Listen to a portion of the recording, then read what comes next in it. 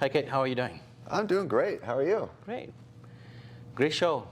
Yeah, thank you. It's been amazing. Great turnout. Seems like a lot of excitement from the attendees, a lot of passion and energy. I feel like every session's been oversubscribed, standing room only. I think there's just, a lot of exciting announcements and just a great response from the attendees. Yeah, there's engagement, enthusiasm. Definitely, you can see that. Let's talk about the announcements from the main stage. I think start of the show was NVIDIA CEO, right, Jensen? And he did a good job. Announcements around AI. This is how I see it. AI during design phase versus the runtime versus design time, being a techie, So application during design time versus runtime. How do you see that working? I know that you guys are focused on enticing developers to be on VMware platform. Yeah. So how do you see that working? Well, our focus is to support both. Now, really when you look at large language models, or really kind of any AI system in general, there's training, there's fine-tuning, and there's inference or serving, right? And I think there's specific things for each of those. Now, we're not focused as much on training, simply because most of our target market is not going to be training their own models, or at least not their own large language models. Mm-hmm. But they will oftentimes be fine-tuning foundation models or other open source models. And then, of course, they're always going to be serving those models. So we really want to support fine-tuning and serving as the main use case, but also for some customers supporting training. So really we're designing a stack to support that. And that's going to have both the infrastructure components as well as the AI management pieces.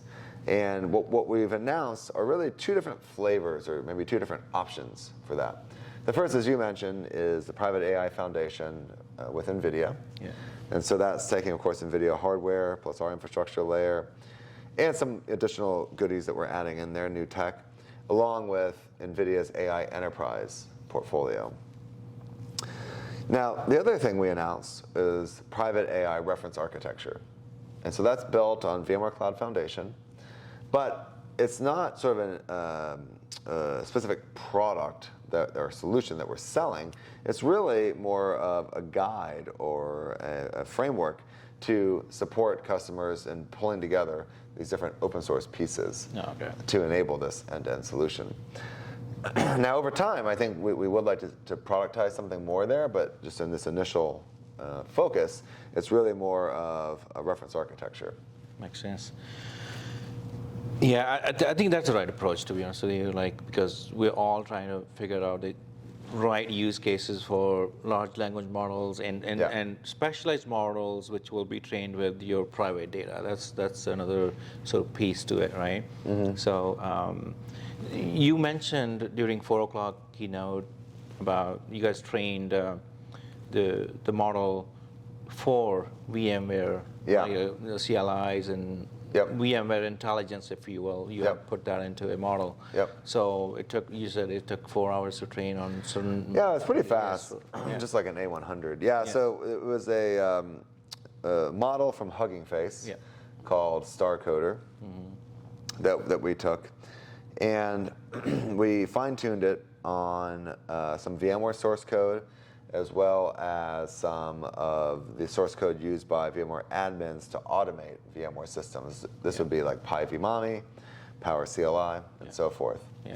And what's cool about it is, with the integration to VS Code, you can just type a comment, and the system will generate code that mirrors what the comment is saying. So you can say comment, like enumerate all the VMs in my vCenter environment, and it'll generate code to go do that. So I think that's one of the ones I'm most excited about, simply because of the fact that you don't have to be an expert developer, coder, scripter, whatever. You just need to have some, let's say in this case, a rudimentary knowledge of Python. Yeah.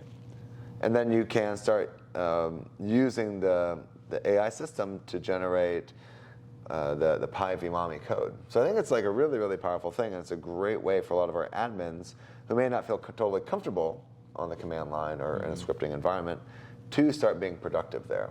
when we come more towards infrastructure as code, the operations people need to learn how to script and code, right? Yeah. Going forward, and there's many are doing that already, right?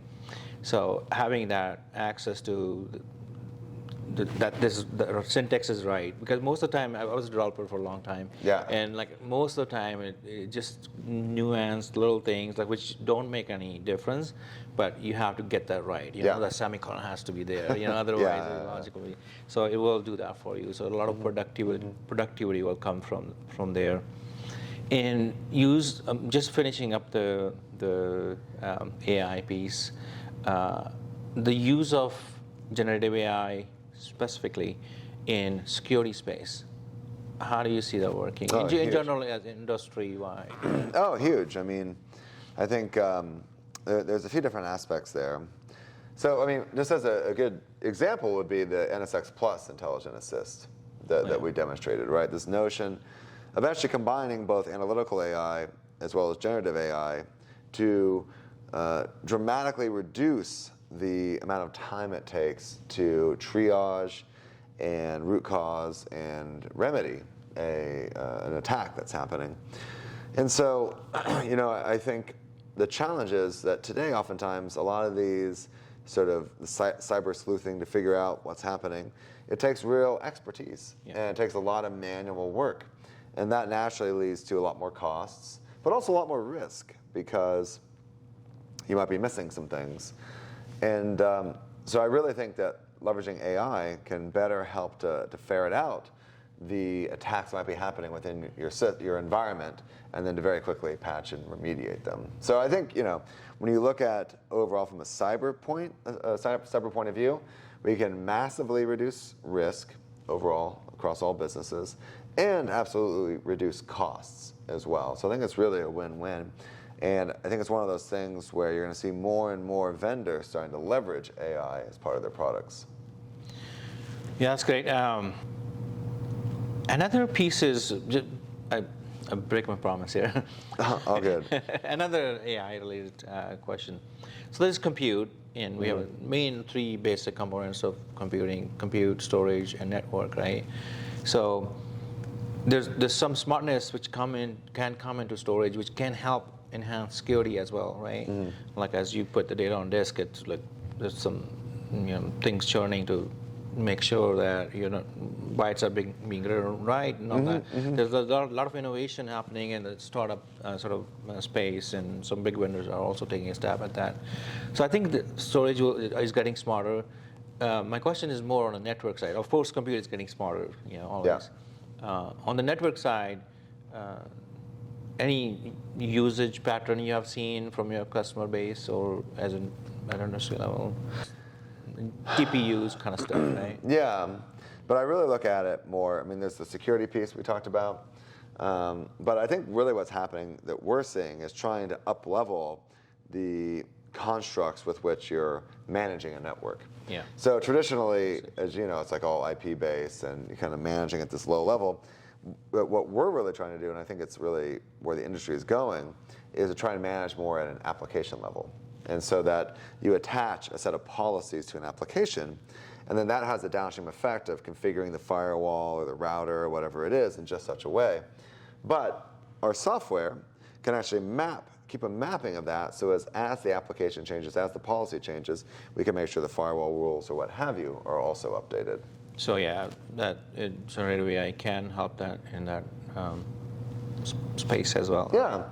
I mean, I think you're going to see it across the board, and like this is not an AI thing actually. This is just really how do we up-level the management abstractions that we're leveraging for this. Makes sense. It's coming back to the more little developer side of things, right? This is how. Let me explain how I see the world, and you can expand on that. Yeah. So I see there's a creation part and an operation part in every business, right? And in our world, in technology, developers are on the creation side, number one cost. On the right side, operations, our infrastructure cost is number one cost, right? Most expensive ingredient is infrastructure. On this side is developer. So I usually talk with economics of, creation versus economics of operation, and also within that, economics of practitioners, especially on the developer side, because they are a very expensive resource. Yeah. So thinking about the developer productivity and enticing them to your platform or any other technology vendor, how they can entice them, developers, to their platform by training them a lot more so that they pick your platform. Yeah, I mean, I think in the end, like, the big value prop that we're trying to offer to developers is productivity. Yeah. Enhanced productivity. Now, obviously, what we're starting to see with the rise of code assistants, like the GitHub Copilot style thing, is you can get massive productivity there. And so that's something that we're definitely looking into and trying to help drive, like the SafeCoder partnership with Hugging Face. But there's a lot of other things that we're looking at as well.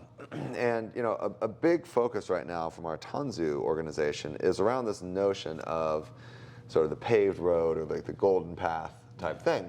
And the basic thesis is that if we can set up a standard set of components within a business to say, this is the way you will develop, this is the way you will provision and operate and so forth, then a central team can actually manage most of the complexity there on the developer's behalf, dramatically reducing the sort of things that they need to think about, which I think is like really, really powerful and a huge boost to productivity. And so that's the big focus for us, is giving them that sort of productivity boost and hopefully enjoyment as well. That's actually like a good experience, right? True. So we look at things like Backstage and how we really want to enable the central teams to have a curated set of choices for the developers to leverage.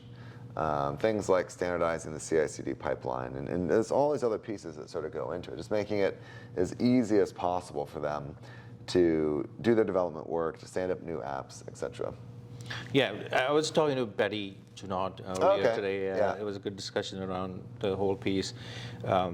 How the desired state of even at a cluster level can be maintained, and whatever ingredients you have in your build chain, you can pick those components. Platform engineering actually, it just enhances that big time. Yeah. And I had this gripe about DevOps narrative. I think it has done a big favor to our industry and also like a lot of confusion as well. But I think platform engineering makes total sense. I mean, I think everyone's doing it whether they know it or not. Yeah. Like, some people use different terms, but everyone's got some level of platform engineering happening. But there's some terms we end up using in the industry, like SRE, right? It came from Google, but not everybody needs. They don't have the site concept, the site reliability engineering. Yeah. It was kind of a little odd. So Google's got a very specific way of doing it. That is correct, and I think you see different companies implementing it slightly differently.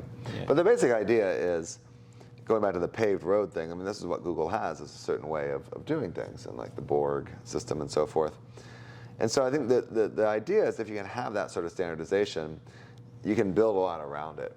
And actually, it makes it easier and better for everyone. Now, it's a little bit difficult for developers because you have to give up a little bit of control. Yeah. But you get so much in return for it, I think it's more than well worth it. Yeah, true. Actually, I mean, as a developer, I can tell like the best psychology is that they don't want to muck around with their infrastructure at all. Yeah. Right? Platform, they don't mind. But they just want to write code, and they want flexibility around it. They don't want their hands tied anywhere during that process. But infrastructure is definitely not their concern to start with.